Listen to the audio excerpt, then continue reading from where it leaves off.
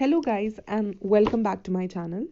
कल जिस सेक्शन पे हमने अपना लेक्चर एंड किया था वो था section 60A, which specifically deals with arrest to be made strictly according to the code कि जितने भी अरेस्ट किए जाएंगे and all these arrest have to be made strictly under what has been given in the criminal procedure code.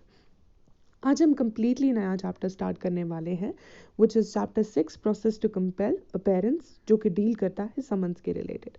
हमने last time भी पढ़ा था कि हम जो किसी भी पर्सन की प्रेजेंस है कोर्ट में वो दो चीज़ों से डिमांड कर सकते हैं, या तो उस बंदे को हम अरेस्ट करेंगे या तो हम उस बंदे के फेवर में एक समन्स इशू करेंगे और उस समन्स में हम डिटेल्स वगैरह दे देंगे कि भाई you are needed in the court at this point in time, इस जगह यहाँ पे। एंड उस पर्सन की जो ड्यूटी है it is obligatory upon such a person कि वो शो अप करे कोर्ट में और वो अपनी जो अपेयरेंस है वो कोर्ट में दे दे if that is demanded from him. अब सेक्शन 61 जो है that deals with form of summons. Every summons issued by a court under this code shall be in writing, एक तो लिखित होगा, वो लिखा हुआ होगा, duplicate, signed by the presiding officer of such court and by such officer as the High Court may from time to time by rule direct and shall bear the seal of the court। तो कौन सी चीज़ें होंगी? पहले वो writing में होगा, वो duplicate होगा, साइंड होगा बाय प्रिजाइडिंग ऑफिसर और सील भी नेसेसरली उस समन्स पे होगी। अब देखिए, आपने कोई क्रिमिनल कंप्लेंट कर दी, ऑल राइट, आपने क्रिमिनल कंप्लेंट कर दी 138 एनआई एक्ट के अंडर जो चेक बाउंस के रिलेटेड है। आपने कोर्ट में ये फाइल कर दिया। जब आप कोर्ट में फाइल करते हैं हम हमेशा दो कॉपीज देते हैं। एक कॉपी होती है जो प्रिजाइडिंग ऑफिसर के पास रहती है, एक कॉपी होती है जो हम डुप्लीकेट में फाइल करते हैं, ऑल राइट। फिर जब समन जाती है कोर्ट की तरफ से तो क्या होगा, जो ये डुप्लीकेट है इस पे जो जज साहब हैं वो अपनी सील, अपना सिग्नेचर इस पे डालेंगे और अलग से एक अलग सा फॉर्म आता है समन्स के लिए। यहाँ पे the place where I live, यहाँ के कोर्ट्स में जनरली वो फॉर्म उर्दू में होता है, but depending on your location वो फॉर्म जिस भी लैंग्वेज में होगा उस पर लिखा जाएगा कि भाई आपका नाम ये है, इस बंदे ने आपके खिलाफ ये केस इंस्टीट्यूट किया है, इस दिन आपकी तारीख है कोर्ट में, इस दिन आप आइए। उस समन्स में ये सब लिखा हुआ होता है। तो उस समन्स से इस इंसान को ये पता चलती है that my presence is required by the court on a specific day. Then summons how served. अब आपने समन्स इशू कर दी तो समन आप सर्व कैसे होगी?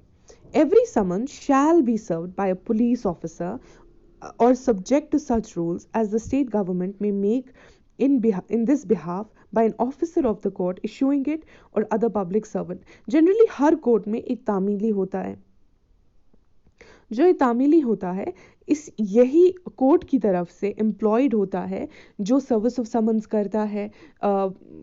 ये इसकी ड्यूटी होती है कि ये समन्स जो कोर्ट इशू करता है ये एक पर्टिकुलर पर्सन के पास वो लेके जाए।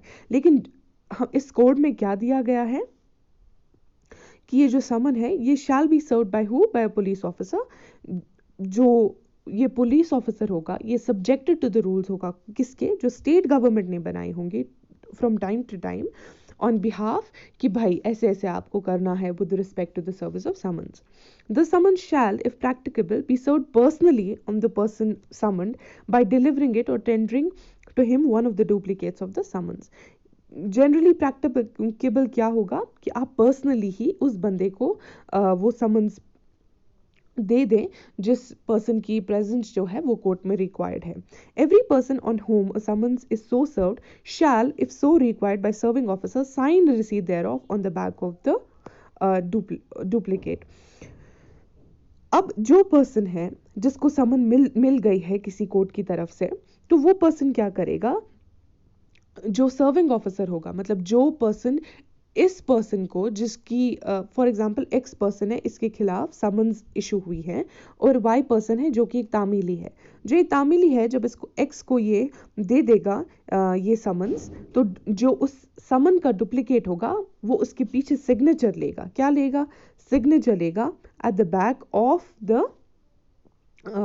Duplicate of the summons. और ये जो सिग्नेचर होगा ये कल को कोर्ट में सबमिट किया जाएगा ये डुप्लीकेट, और इससे क्या प्रूफ होगा कि हाँ भाई इस बंदे को ऑलरेडी पता चली थी, इसने समन्स ऑलरेडी ले ली थी और इसको पता थी कि इसको कोर्ट में आना है। Service of summons on corporate bodies and societies. Service of summons on a corporation may be affected by serving it on a secretary, local manager, or other principal officer of the corporation, or by a letter sent by registered post addressed to the chief officer of the corporation in India, in which case the service shall be deemed to have been affected when the letter would arrive in the ordinary course of post. अगर आपको किसी corporation पे को समन issue करनी है तो आप किसको वो सर्व कर सकते हो, या उस कॉर्पोरेशन के सेक्रेटरी को, लोकल मैनेजर को, या अदर कोई principal officer of the corporation होगा, या आप लेटर सेंड कर सकते हो बाय अ रजिस्टर्ड पोस्ट। ये बहुत इंपॉर्टेंट है, आप लेटर सेंड कर सकते हो by a registered post to the chief officer of the corporation, जो उस कॉर्पोरेशन का चीफ ऑफिसर होगा in India, in which case the service shall be deemed to have been affected when the letter would arrive in the ordinary course of post. अब corporation क्या है ये explanation में दिया गया है, दैट कोई भी इनकॉर्पोरेटेड कंपनी या body corporate under society regulation act, या कोई ऐसी सोसाइटी जो रजिस्टर्ड है under society regulation act. Service when person someone can not be found. अगर अब आपने किसी पर्सन के कोई भी पर्सन है, आपने उस पर्सन के खिलाफ या आपने उस पर्सन को समन्स इशू किए, but that person is not to be found, तो उस सिचुएशन में क्या होगा? When person summoned cannot by exercise of due diligence be found, the summons may be served by leaving it one of the duplicates for him with some adult member of the family. Please underline this, adult member of the family residing with him. इसमें ये important है. And the person with whom the summons is so left shall, if so required by serving officer, sign receipt therefore on the back of the other duplicate. अब for example आपकी court ने summons issue किए हैं आपके लिए, but आप घर पे नहीं है, आपके पापा घर पे हैं, तो इज इट मैंडेटरी कि सर्विस ऑफिसर पहले आपका वेट करे जब तक आप घर आए? Absolutely not. आपके घर में जो भी अडल्ट मेल मेंबर होगा उनको वो समन्स दे दी जाएंगी, या वो फैमिली मेंबर जो आपके साथ रिजाइड करते हैं उनको वो समन्स दे दी जाएंगी कि, और जो पर्सन समन्स लेगा वो पीछे सिग्नेचर करेगा किसके? उस डुप्लीकेट के पीछे, ये कंफर्म करने के लिए हाँ जी भाई we have taken the summons that have been issued against या फॉर एक्स। अब एक्सप्लेनेशन ये बोलता है कि अगर आपने किसी सर्वेंट को दे दी है समन्स किसी फैमिली में, that person is not considered a family member and hence अगर आप उसको समन दे देंगे then it should not be, वही सेम सिचुएशन नहीं होगी इन कंपैरिजन टू अगर आप किसी अडल्ट मेल मेंबर को देंगे, वो सर्विस ऑफ समन्स नहीं माना जाएगा अगर आपने किसी सर्वेंट को दे दी summons. 65. Procedure when service cannot be affected as before provided. If service cannot by exercise of due diligence be affected as provided in section 62, 63 or 64, the service officer shall affix one of the duplicates. Shall को underline कीजिए, one of the duplicates, affix को भी underline कीजिए, of the summons to some conspicuous part of the house, ये भी underline कीजिए, or homestead in which the person summoned ordinarily resides, and thereupon the court, after making such inquiries as it thinks fit, may either declare that the summons have been duly served or order fresh service in such a manner as it considers proper.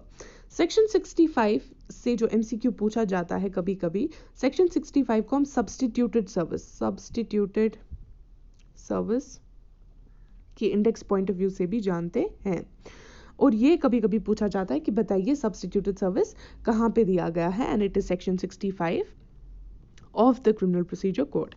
अब अगर आपने due diligence exercise की, जो दिया है section 62, 63, 64 सब जगह दिया है, अगर आप you are not able to find the person, आप नहीं ढूंढ पा रहे हो उस पर्सन को जिसको आपको समन्स देनी है, तो आप क्या करोगे कि जहाँ पे सर्विंग ऑफिसर को पता है कि ये पर्सन जो है ऑर्डिनरी रिजाइड करता है, ये पर्सन क्या करेगा, ये अफिक्स करेगा एक डुप्लीकेट इस समन्स की किसी ऐसे पार्ट, कंस्पिकुअस पार्ट, किसी ऐसी जगह पे जहां पे विजिबली सबको दिखे, एंड जब आप ऐसा करोगे कोर्ट या तो डीम करेगी कि हाँ ये जो समन है वो डिलीवर हो चुकी है, या कोर्ट फिर से ऑर्डर करेगी the issuance of fresh summons.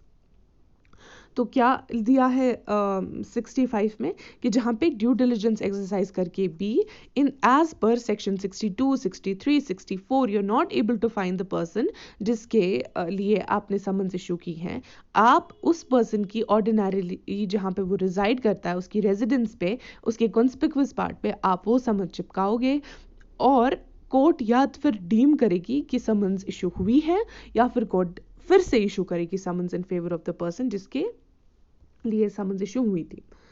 Section 66, Service on Government Servant. Where the person summoned is in active service of the government, the court issuing the summons shall ordinarily send it in duplicate to the head of the office in which such person is employed, and such head shall thereupon cause the summons to be served in a manner provided by Section 62 and shall return it to the court under signature, his signature with the endorsement required by that section. अगर अब कोई person है who is a government employee, तो जो उस department का head होगा, जो कभी it is not a mandatory requirement नहीं है, बट ऐसी भी सर्विस ऑफ समन्स हो सकती है कि जो ये हेड ऑफ द डिपार्टमेंट होगा जिस डिपार्टमेंट में हमारे वो पर्सन काम करें जिसके लिए समन्स इशू हुई है, तो जो हेड ऑफ द डिपार्टमेंट है वो एग्जैक्टली इंश्योर करेगा जैसे 62 में दिया गया है, वो एग्जैक्टली वैसे इंश्योर करेगा कि समन्स उस पर्सन को मिले और वो सिग्नेचर अपना डुप्लीकेट ऑफ द समन्स पे मार्क करेगा, साइन करेगा, and that shall be deemed कि भाई हाँ इनको समन इशू हो गई है. Such signature shall be evidence of due service. जैसे मैंने आपको बोला कि ये प्रूफ होगा कि हाँ भाई जो पर्सन XYZ था जिसके लिए समन्स इशू हुई थी, इस पर्सन को समन्स मिल चुकी है. Service of summons outside local limits. अब फॉर एग्जाम्पल कोई केस है वो फाइल हुआ है, कोई ऐसी केस है वो इंस्टीट्यूट हुआ है X जगह पे, लेकिन जिसके खिलाफ वो इशू हुआ है वो Z जगह पे रहता है. तो इस सिचुएशन में क्या होगा, जो मैजिस्ट्रेट होंगे X जगह के, वो जो दूसरे मैजिस्ट्रेट हैं Z जगह के, तो क्या होगा, वो डुप्लीकेट में X जगह के मैजिस्ट्रेट भेजेंगे, Z जगह X जगह के जो मैजिस्ट्रेट होंगे वो जो मैजिस्ट्रेट है Z जगह के, वो डुप्लीकेट में भेजेंगे. क्या भेजेंगे, ऐसी समन्स को डुप्लीकेट में भेजेंगे उन मैजिस्ट्रेट की ज्यूरिसडिक्शन में जहां पे पर्सन रिजाइड करता है जिसके लिए समन्स इशू हुई है. यही बोला गया सेक्शन 67 में. When a court desires that a summons issued by it shall be served at any place outside local jurisdiction, it shall ordinarily send such summons in duplicate to a magistrate within whose local jurisdiction the person summoned resides or is there or is to be served there. तो यही बोला गया है section 67 में कि if the person जिसके लिए summons issue हुई है वो outside the jurisdiction of the court रहता है जहाँ पे केस फाइल हुआ है, तो जो मैजिस्ट्रेट है वो उसी को जुरिसडिक्शन के मैजिस्ट्रेट को जहाँ पे पर्सन रिजाइड करता है वो समन्स डुप्लीकेट में भेजेंगे. Proof of service in such cases and when serving officer not present. When summons issued by a court is served outside its local jurisdiction and in case where the officer has been served in the summons is not present at the hearing of the case, an affidavit purporting to be made before the magistrate that such summon has been served under duplicate of the summons purporting to be endorsed in a manner as provided under section 62 and 64 by the person to whom it was delivered or tendered with or with whom it was left shall be admissible in evidence, and the statements made therein shall be deemed to be correct unless and until the contrary is proved. The affidavit mentioned in this section may be attached to the duplicates of the summons and returned to court. अब outside jurisdiction आपने किसी को summons issue की, तो of course आप XYZ person for example है, Ram for example X जगह पे रहता है, तो आपने X जगह के मैजिस्ट्रेट को वो समन्स भेज दी, तो जो सर्विंग ऑफिसर है वो क्या करेंगे, वो एक एफिडेविट भी देंगे और बोलेंगे कि हाँ भाई हमने we have complied with everything that was required, हमने तो इशू कर दी है फेवर में XYZ पर्सन जो है राम फॉर एग्जांपल उस पर्सन का नाम है, राम के फेवर में तो हमने कर दी है ऑलरेडी समन्स इशू. और जो डुप्लीकेट होगा समन्स का जहाँ पे सिग्नेचर एंडोर्समेंट होगा आइदर अंडर सेक्शन 62 या 64।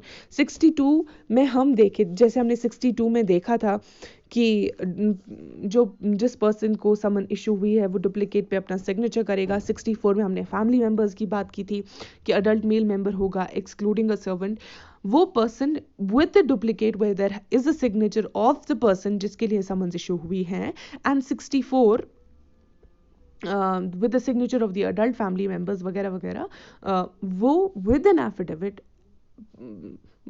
उस कोर्ट में वो सेंड करेंगे जहाँ पे ओरिजिनली वो केस इंस्टीट्यूट हुआ था। यही बोला गया है 68 में। The affidavit mentioned in this section may be attached to a duplicate of the summons and returned to the court. Then section 69 service of summons on witness by post. देखिए ये बहुत इंपॉर्टेंट है कि जो बाय पोस्ट आप service of summons करते हो वो किसी भी सिचुएशन में अलाउड नहीं है except for there is only one exception to it and that is given in section 69 witnesses के लिए। आप सिर्फ witnesses को by registered post भेज सकते हो summons।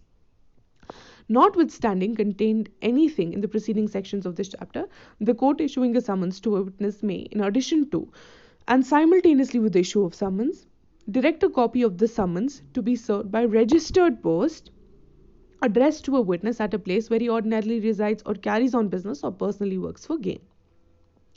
When an acknowledgement purporting to be signed by witness or an endorsement purporting to be made by a postal employee that the witness refused to take delivery of summons has been received, the court issuing the summons may declare that the summons has been duly served.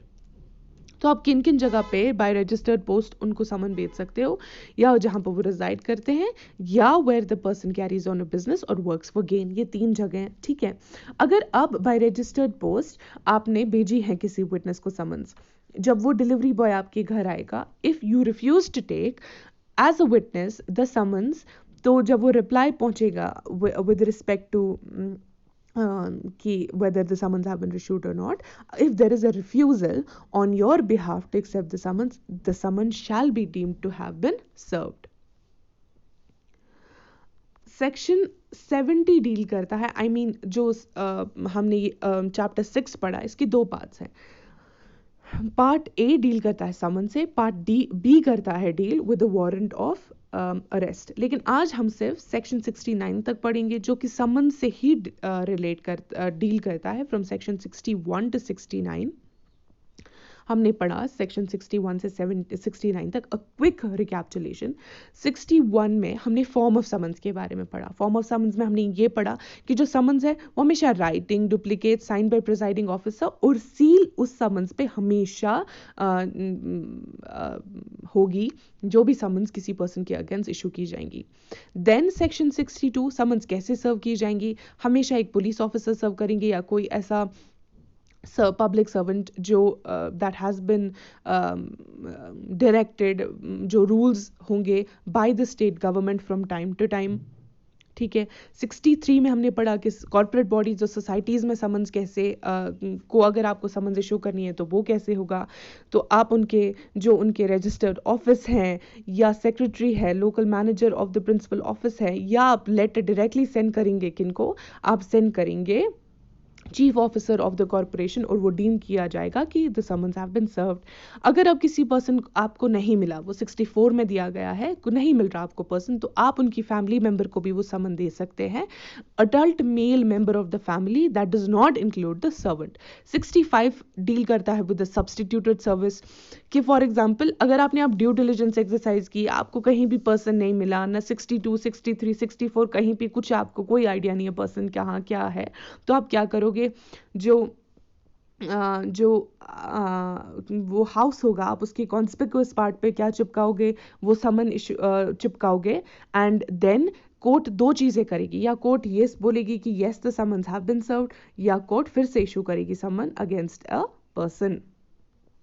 Then service on a government servant, कोई government servant होगा, वो किसी department में काम कर रहा है, आप उसके हेड ऑफ दी जो डिपार्टमेंट होगा या कोई जो हेड कर रहा होगा उनके डिपार्टमेंट को, आप उनको वो समन्स इशू करोगे, और वो जो हेड ऑफ दी डिपार्टमेंट होंगे वो क्या करेंगे, वो एग्जैक्टली वही प्रोसीजर फॉलो करेंगे जो 62 में दिया है, ठीक है। वो अपना सिग्नेचर भी on the duplicate of the summon mark करेंगे, and that shall be deemed कि हाँ भाई that the summons have been served. अगर अब आउटसाइड लोकल ज्यूरिसडिक्शन आपको समन्स इशू करनी है, आप क्या करोगे? अगर आप एक्स जगह पे हैं, अगर एक्सक्यूज मी या अगर आप एक्स जगह में हैं और वाई जगह में आपको पर्सन के अगेंस्ट समन्स इशू करनी है, एक्स जगह के मैजिस्ट्रेट हैं, वो वाई जगह के मैजिस्ट्रेट को क्या करेंगे, वो समन्स भेजेंगे। ये मैजिस्ट्रेट जो है ये अपने सर्विस ऑफिसर के थ्रू भिजवाएंगे, फिर ये सर्विस ऑफिसर क्या करेंगे, ये डुप्लीकेट पे या तो सिग्नेचर ले लेंगे, ये इनफैक्ट सिग्नेचर ले लेंगे, डुप्लीकेट पे सिग्नेचर ले लेंगे कि हाँ भाई हमने जो डुप्लीकेट पे सिग्नेचर लिया, और ये एक एफिडेविट भी देंगे, और ये द सिग्नेचर जिस डुप्लीकेट पे है along with the affidavit will be sent to the ex magistrate, and ये डीम किया जाएगा that the summons have been served। 69 में जो डील करता है service of summons on witness by post, सिर्फ 69 जो है वो विटनेसेस से डील करता है, और जो 61 to 68 है हम वो समन हमेशा पर्सनली ही करते हैं, ठीक है। उसमें रजिस्टर्ड पोस्ट के through summons are not allowed, it is not permissible. सिर्फ एक सिचुएशन में एक्सेप्शन है 69, अगर आपको विटनेसेस को इशू करनी है समन्स। अगर अब फॉर एग्जांपल आपने विटनेस को इशू कर दी समन्स, लेकिन पर्सन ने बोला कि भाई मुझे समन्स तो नहीं लेनी, तो अगर उनने इनकार भी किया, even the refusal to take a summons shall be deemed to be as the service of summons। ये आज का लेक्चर हमने क्विकली रिवाइज भी किया। आई होप आज का लेक्चर जो कि काफ़ी इजी था, there was nothing like really lengthy about today's lecture, and I hope that you guys understood everything। अगर आपका कोई भी डाउट है आप मेरे जीमेल पे भी मुझे ईमेल कर सकते हैं। See you tomorrow, bye bye।